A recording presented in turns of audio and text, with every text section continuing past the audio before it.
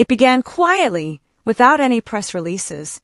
In April 2025, shortly after finishing the Grand National Tour with SZA, Kendrick Lamar made a discreet return to Compton, not for a concert, but to launch a real estate project. There were no extravagant billboards or media hype, just Kendrick, equipped with a clipboard, a call to his PG Lang team, and a long-held goal: buy back the block, build it right, and give it back. Amidst news of rivalries, brand partnerships, and billboard charts, this initiative could have easily gone unnoticed. However, for the residents of West Compton, it held immense importance. Kendrick Lamar didn't just speak about healing his community, he financed it entirely himself. Welcome to Celebrity Cookies, where the tea is always hot and the stories come with sprinkles of surprise. Make sure to subscribe, leave a comment with your take on the story. The Pulitzer Prize-winning artist didn't just vocalize the need to uplift Compton, he took action with his resources, passion, and effort. Over the following weeks, he quietly acquired 10 city blocks in West Compton, land that had been neglected, where boarded-up houses stood like tombstones and abandoned lots echoed stories of lost aspirations. This wasn't a publicity stunt. There were no cameras documenting his efforts, nor tweets promoting the initiative. It was simply Kendrick, his PG Lang team, and a vision that surpassed any media attention: to buy back the block, rebuild it from the ground up, and return it to the community. To the world, Kendrick was a global superstar, fresh off the Grand National Tour with SZA, with his lyrics still resonating in venues from London to Lagos. But to Compton, he was Kenny, the kid who used to freestyle on Rosecrans Avenue, fully aware of the significance of every corner, every cracked sidewalk, and every unspoken rule. Those 10 blocks represented more than just land, they were filled with memories. The corner store where his cousin bought him his first soda, the alley where he avoided trouble as a teenager, and the stoop where his grandmother taught him the importance of listening before speaking.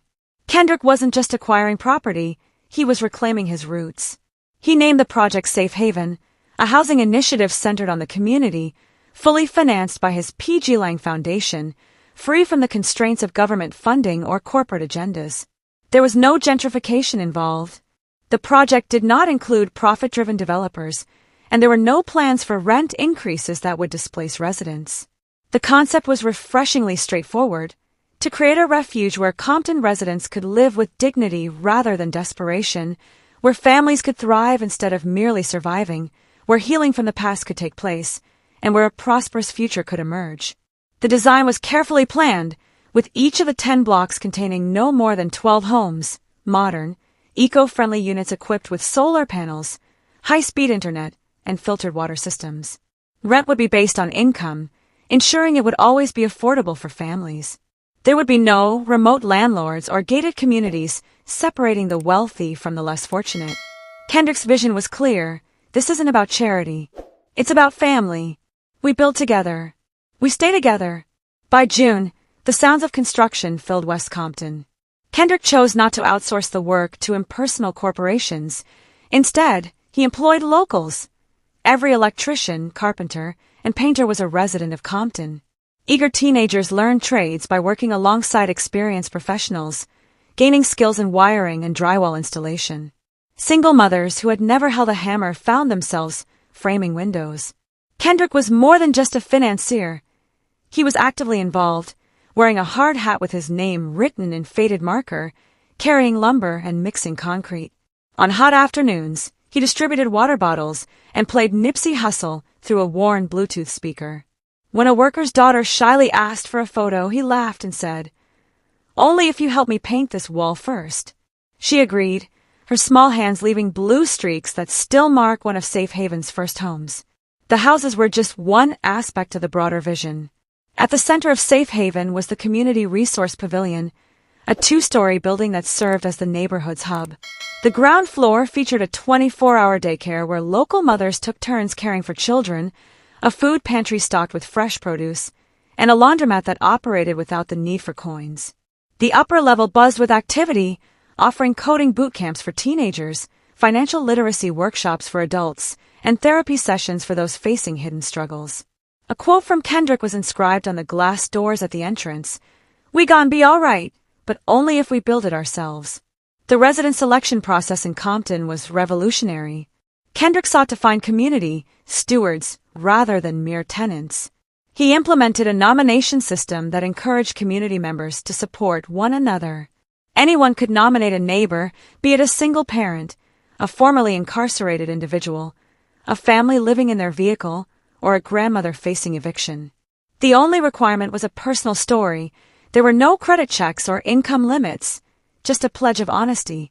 In the first week, 700 applications poured in, filled with handwritten letters and typed emails that expressed both hope and struggle. Kendrick personally read each application, often late into the night, absorbing narratives of loss, resilience, and quiet bravery. One letter was from Maria Johnson, a mother of 2 boys who had been homeless since a fire destroyed their apartment in 2023. She described sleeping in a car, her sons doing homework under streetlights, and her unwavering faith.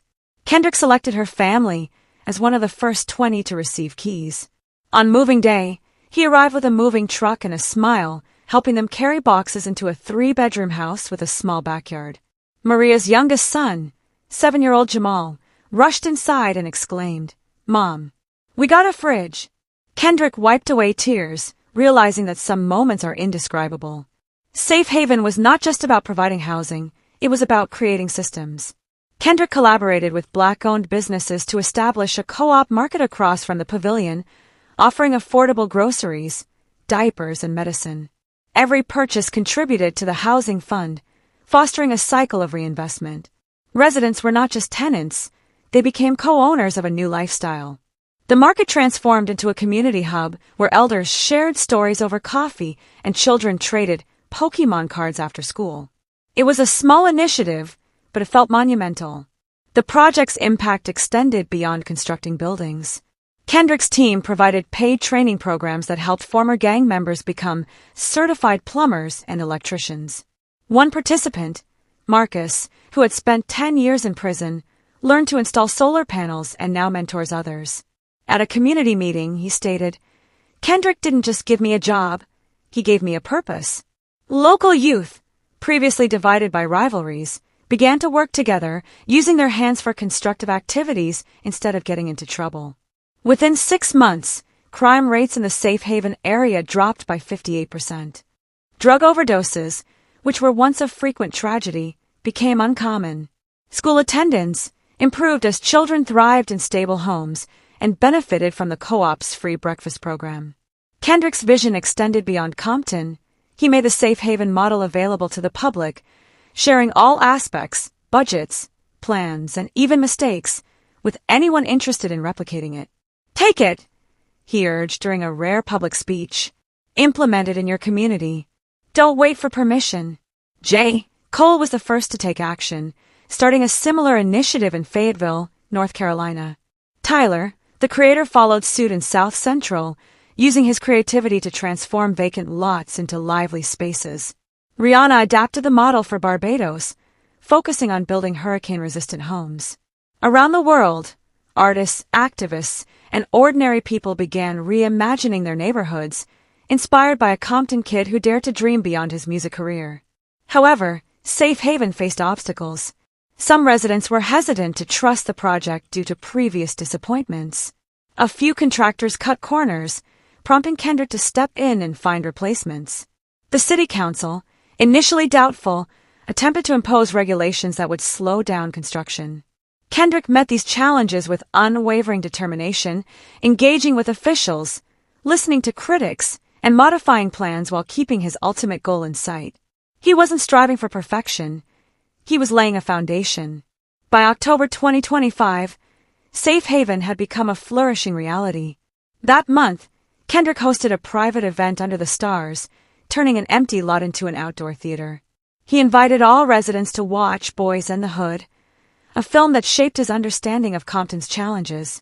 Before the screening, he spoke to the audience, illuminated by string lights above the new homes. "This movie showed us where we've been," he said. "But look around. This is our destination."